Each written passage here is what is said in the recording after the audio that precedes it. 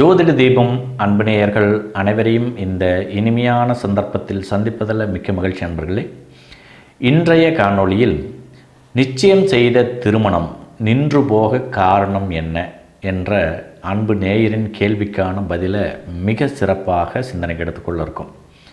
அன்பு நேயர் கேட்டிருக்கக்கூடிய கேள்வி, எனக்கு 2 முறை திருமண வாய்ப்புகள் நிச்சயம் செய்து அந்த 2 முறையுமே ஏதாவது ஒரு காரணத்தினால அந்த திருமணம் தடைபெற்று போய்விட்டது.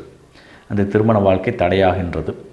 இதற்கு எனது ஜாதகத்தில் இருக்கக்கூடிய தோஷங்கள் என்ன, என்னுடைய எதிர்காலத்தில் இந்த திருமணம் சம்பந்தப்பட்ட தடை எதுவுமே இல்லாமல் ஒரு நல்ல வாழ்க்கை துணை நான் பெற முடியுமா, இல்லை இந்த திருமண தடை என்பது என்னுடைய வாழ்க்கையில் மிகப்பெரிய பாதிப்பை தான் ஏற்படுத்துமா என்ற அன்பு நேயருடைய கேள்விக்கான பதிலை சிந்தனைக்கு எடுத்துக்கொள்ள இருக்கும்.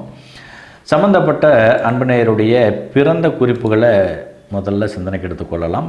13/2/1997 காலையில் 7:26 பிறந்திருக்கிறார். பிறந்த இடம் அந்தியூர். சம்பந்தப்பட்ட ஜாதகருடைய ஜென்ம லக்னம் கும்ப லக்னம், ஜென்ம ராசி மேஷம், நட்சத்திரம் பரணி நட்சத்திரம் 1ஆம் பாதம். பொதுவாக இந்த திருமண தடை என்றால் ஒருவருடைய சுய ஜாதகத்தில் எந்தெந்த பாவகங்கள் கடுமையாக பாதிக்கப்பட்டிருக்கும் அப்படிங்கிறத நம்ம குறிப்பாக கவனிக்கணும். இல்லற வாழ்வை குறிக்கக்கூடிய 2 குடும்பஸ்தானம், 5 பூர்வ புண்ணியஸ்தானம், 7 களத்திரஸ்தானம், 8 மாங்கல்யம் மற்றும் ஆயுள் ஸ்தானம், 12 அயன சயனஸ்தானம்.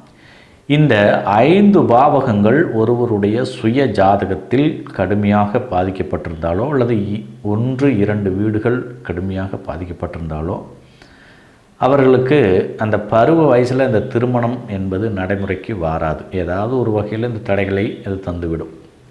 மேலும் நம்முடைய லக்கணம் ராசி எதுவென்றாலுமே கூட காலபுருஷனுக்கு 2வது ராசியாகப்பட்ட ரிஷபமோ அல்லது காலபுருஷ தத்துவத்திற்கு 7வது ராசியாகப்பட்ட துலாமோ ஏதாவது ஒரு வகையில் பாதிக்கப்பட்டிருந்தாலும் இந்த நிலைதான் நிச்சயமாக நடைமுறைக்கு வரும். அந்த திருமணம் நிச்சயிக்கப்பட்ட ஒரு நிலையில் கூட மணமேடையில் அமரக்கூடிய அந்த சந்தர்ப்பத்தில் கூட அந்த திருமணம் தடைவிடுவதற்குண்டான ஒரு வாய்ப்பை தந்துவிடும். எனவே சம்பந்தப்பட்ட அன்பருடைய சுய ஜாதகத்தில் இது ஸ்திர லக்னம். சம்பந்தப்பட்ட ஜாதகருக்கு இந்த இல்லற வாழ்வை குறிக்கக்கூடிய வீடுகள் எந்தெந்த மாதிரியான தன்மையில் இருக்குது அப்படிங்கிறத பார்க்கலாம். 2, 5, 7 எல்லாமே 10ஆம் பாவத்தோட தொடர்பாக நல்லா அருமையாக இருக்குது. அப்படின்னா ஜாதகருக்கு நல்லதொரு இல்லற வாழ்வு அமையணும்னு உறுதியாகி போயிடுச்சு. 2, 5, 7 இந்த 3 பாவம் ரொம்ப அற்புதமாக இருக்குது. அடுத்து இந்த ஜாதகருக்கு மாங்கல்ய ஸ்தானம் அல்லது ஆயுள் ஸ்தானம் என்று அழைக்கப்படக்கூடிய, அதாவது வாழ்க்கை துணை வழியிலிருந்து ஜாதகர் எந்த மாதிரியான சுபயோகங்களை அனுபவிப்பார் அப்படிங்கிறத பற்றி சொல்லக்கூடிய அந்த 8ஆம் பாவகம் ஜாதகத்தில் திடீர் இழப்பை தரக்கூடிய 8ஆம் பாவத்தோட தொடர்பு. அந்த 8ஆம் வீடு உபய மண் தத்துவ ராசியாகப்பட்ட கன்னி ராசியில் இருக்குது. இந்த கன்னி ராசி இந்த ஜாதகத்தில் கடுமையாக பாதிக்கப்படுகிறது அப்படிங்கிறது இங்கே கவனிக்க வேண்டிய மிக முக்கியமான விஷயம்.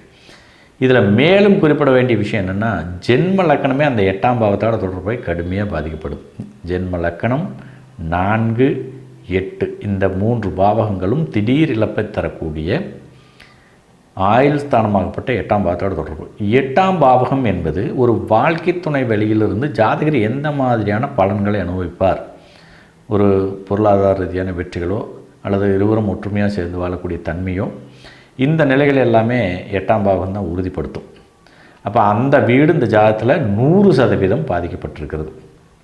அடுத்து ஜாதகத்தில் காலபுருஷ தத்துவத்திற்கு 2 மற்றும் 7 ரிஷபம் அல்லது துலாம் இந்த 2 ராசிகளும் முறையே 4ஆம் பாவகமாக அமைகிறது. ரிஷபம் 4ஆம் பாவகமாக அமைந்து அதுவும் வலிமை இழக்கிறது. 8ஆம் பாவத்தோட தொடர்பு அந்த கன்னி ராசியோட தொடர்பாகி போயிடுது. அப்போ இந்த இடத்துல அந்த குடும்பஸ்தானம், காலபுருஷனுக்கு குடும்பஸ்தானம் என்று அழைக்கப்படக்கூடிய ரிஷபம் 100% கெட்டு போயிடுது. அடுத்து காலபுருஷனுக்கு 7வது ராசியாகப்பட்ட துலாம் இந்த இடத்துல தொடர்பு வருவது 12ஆம் பாவத்தோடு தொடர்பு. 9ஆம் பாவகமாக அமைந்து காலபுருஷனுக்கு 7வது ராசி, அந்த துலாம் வந்து 9ஆம் பாவகமாக அமைந்து தொடர்பு பெறுவது 12ஆம் வீட்டோட தொடர்பு. அப்போ இந்த 7ஆம் வீடு காலபுருஷனுக்கு ஜாதகருக்கு 9ஆம் பாவகமாக அமைந்து அது தொடர்பு வருவது விரயஸ்தானமாகப்பட்ட 12ஆம் வீட்டோட தொடர்பு. அந்த 12ஆம் வீடு காலபுருஷ தத்துவத்திற்கு 10வது ராசி கௌரவத்தை குறிக்கும். கௌரவம், அந்தஸ்து, இது மாதிரியான விஷயங்களை குறிக்கும். கௌரவத்தை குறிக்கக்கூடிய அந்த மகர ராசி 12ஆம் பாவகமாக அமைந்து அந்த பாவகத்தோட தொடர்பாய் கடுமையாக பாதிக்கப்பட்டிருக்கு. ஸோ ஜாதகத்தில் இந்த கௌரவ குறைச்சலை ஏற்படுத்த வேண்டிய சூழ்நிலை என்ன காரணத்தினால் நடந்ததுன்னா, காலபுருஷனுக்கு 2வது ராசியாகப்பட்ட ரிஷபமும் கடுமையாக பாதிச்சிருச்சு. காலபுருஷ தத்துவத்திற்கு 7வது ராசியாகப்பட்ட துலாமும் ஜாதகத்தில் கடுமையாக பாதிக்கப்பட்டிருக்கிறது. இதுதான் ஜாதகத்தில் இந்த திருமண தடைக்கான அடிப்படை காரணம். அதுவும் நம்ம கவனிக்க வேண்டிய விஷயம் என்னென்னா, இந்த சந்திரன் தசா நடைமுறையில் இருக்குது, சந்திரன் புத்தியில் இந்த நிகழ்வு நடைமுறைக்கு வந்திருக்குது. ஸோ இதையும் ஜாதகர் சிந்தனைக்கு எடுத்துக்கொள்ளணும். 7/6/2022 வரைக்கும் நடைபெற்ற சந்திரன் மற்றும் செவ்வாயுடைய புத்தியில் இந்த நிலை நடைமுறைக்கு வந்திருக்குது. சந்திரன் தனது திசையில் 9-12ஆம் வீட்டோட தொடர்பாய் கடுமையான பாதிப்பையும், அதே சமயம் 11-12ஆம் வீட்டோட தொடர்பாய் அந்த வீட்டோட பலனையும் எடுத்து நடத்தியிருக்குது. செவ்வாய் தனது புத்தியில் 6ஆம் வீடு பாதஸ்தானமாகப்பட்ட 9ஆம் பாவத்தோட தொடர்பாய் போச்சு. இப்போ இந்த 2 புத்திகளிலுமே ஜாதகருக்கு இந்த நிலை 2 முறை இந்த விஷயங்கள் தடைபட்டிருக்கிறது அப்படிங்கிறது யதார்த்தமான உண்மை நிலை. மேலும் ஜாதகத்தில் இந்த விஷயங்கள் கடுமையாக பாதிக்கப்படுறது தான் ஜாதகருடைய அந்த திருமண தடைக்கு அடிப்படை காரணமாக அமைந்துவிட்டது என்பது யதார்த்தமான உண்மை நிலை. ஆனால் ஜாதகருக்கு திருமண வாழ்வு நிச்சயமாக கைகூடி வரும். ஏன்னா 2, 5, 7, 10 எல்லாமே ரொம்ப நல்லாயிருக்கு.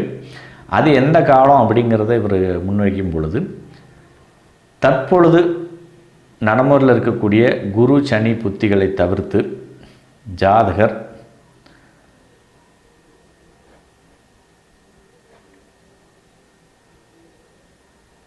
இந்த குரு தற்பொழுது சென்றிருக்கக்கூடிய சாரத்திலிருந்து விலகி இந்த குரு பெயர்ச்சிக்கு பிறகு வரக்கூடிய அந்த காலகட்டத்தில் மேசத்திலிருந்து ரிஷபராசியில் குரு சஞ்சரிக்கக்கூடிய அந்த காலகட்டத்தில் குரு பலம் பெற்று திருமண வாழ்வை நடத்தி வைப்பார். தடையில்லாத ஒரு இல்லற வாழ்வு அந்த காலகட்டத்தில் அமையும் அப்படிங்கிறத அன்பு நேயருக்கு அறிவுறுத்துகிறோம். ஸோ மனம் வருத்தம் கொள்ள தேவையில்லை. ஜாதகருக்கு நல்லதொரு இல்லற வாழ்வு கைகூடி வரும். மேலும் இது மாதிரியான தடைகள் நீங்குவதற்கு, இந்த திருமண தடை நீங்குவதற்கு செவ்வாய் வந்து வக்ரகதியில் இருக்குது. எனவே வக்ரக நிவர்த்தி செய்யும் பொழுது சம்பந்தப்பட்ட ஜாதகருக்கான இல்லற வாழ்வுங்கிறது ஒரு வெற்றிகரமாக அமையும் அப்படிங்கிறதையும் நம்ம இந்த நேரத்தில் அறிவுறுத்துகிறோம். பொதுவாக சுய ஜாதகத்தில் 2, 5, 7, 8, 12 ஆகிய வீடுகள் பாதிக்கப்படுவதும் தவறு. காலபுருஷ தத்துவத்திற்கு 2வது ராசியாகப்பட்ட ரிஷபமோ அல்லது துலாம் ராசியோ பாதிக்கப்படுவது சம்பந்தப்பட்ட ஜாதகருடைய இல்லற வாழ்வில் இந்த மாதிரியான தடைகளை மிக கடுமையாக ஏற்படுத்தும் அப்படிங்கிறது மட்டும் நம்ம இந்த நேரத்தில் அழுத்தம் திருத்தமாக பதிவு செய்கிறோம். வாழ்த்துக்கள் நண்பர்களே.